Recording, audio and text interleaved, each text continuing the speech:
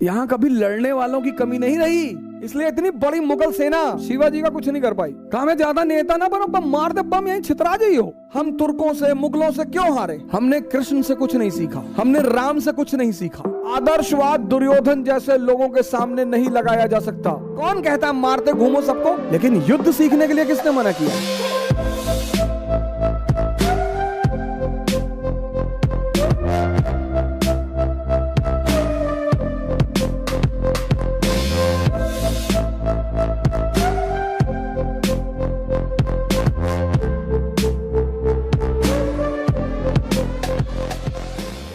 हमारे इलाहाबाद में छोटे छोटे बच्चे, मैं ममफोर्टगंज में था तो तारिक भाई की दुकान हुआ करती थी, पता नहीं अब है कि नहीं है, जगराम चौराहे पे। तो वहीं पे एक यादव जी का होटल है, वहां हम लोग कभी कभी खाना खाने आते थे, फवारा चौराहे पे। तो एक बार एक लड़के से मेरी साइकिल लड़ गई, छोटा सा बच्चा था। तो हमने सोचा बच्चा है छोटा सा, तो हमने उसे कहा बे देख के नहीं चल पावा, तो काब में मार दे, बम छितरा जी हो यहीं पे।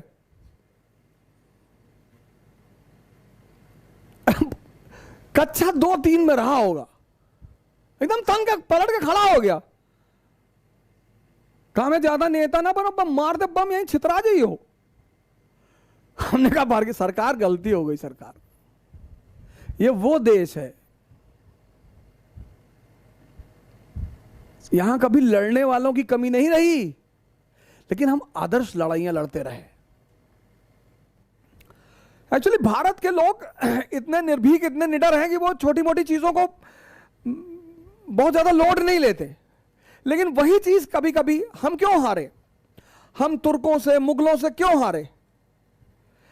क्योंकि ये जो सेंट्रल एशिया के लोग हैं, सेंट्रल एशिया, इनकी जो नीति है वो यही है, छुपकर हमला करने की।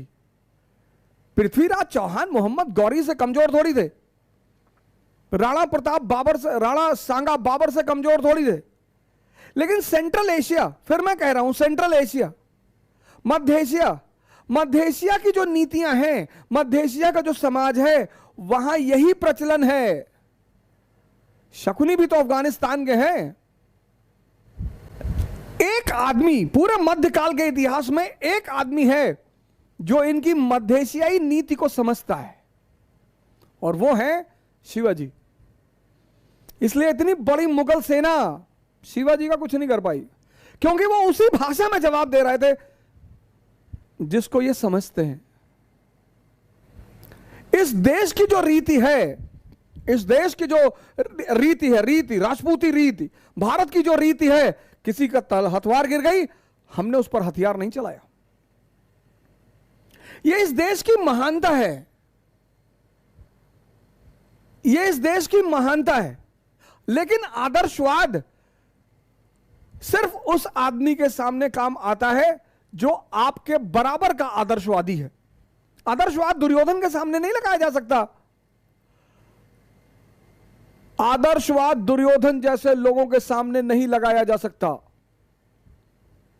आपका झगड़ा है भीम से, आपका झगड़ा है युधिष्ठिर से, आप उनसे लड़िए। आपके घर की स्त्री आपके घर की स्त्री, आपके घर की, और आप उसकी साड़ी उतार रहे हैं। सिर्फ यही एक मुद्दा काफी है दुर्योधन और उसके साथ खड़े हुए लोगों को किसी भी तरह से मारे जाने को सपोर्ट करना। बस यही एक आधार काफी है। तुम इतने बदतमीज हो। हमने कृष्ण से कुछ नहीं सीखा, हमने राम से कुछ नहीं सीखा। राम कौन सा पिस्टल लेके सबको मारते घूम रहे हैं, हाथ जोड़ रहे हैं समंदर को। राम समंदर को हाथ जोड़ रहे हैं, भगवान है, इसीलिए भगवान है ना। समंदर सामने पड़ गया। लक्ष्मण जी थोड़ा सा है पूर्वांचल टाइप के, वो है, उनके अंदर अदा है पूर्वांचल वाली कि अरे भैया आप बाहुबली हैं, आप हाथ जोड़ रहे हैं इसको। लेकिन राम भगवान है ना, मर्यादा पुरुषोत्तम है, तो हाथ जोड़ते हैं समंदर को कि भैया चाचा हमको रास्ता दे दो। समंदर की अपनी मजबूरियां थी, नहीं दे पाया बेचारा। प्रभु दर्शन को अति व्याकुल था, नहीं दिया, नहीं दिया। तो जब 3 दिन बीत गए, तुलसी ने कितना बढ़िया लिखा है, विनय न मानस जड़ जल गए 3 दिन बीत, और बोले राम सकोप तब भय बिन होए न प्रीत। ये देश अपनी संस्कृति को भूल गया, अपने इतिहास को भूल गया। कौन कहता है मारते घूमो सबको, लेकिन युद्ध सीखने के लिए किसने मना किया है? राम से जो गले मिला वो उससे गले मिले, कृष्ण से जो गले मिला वो उससे गले मिले। लेकिन जिसने बदतमीजी की,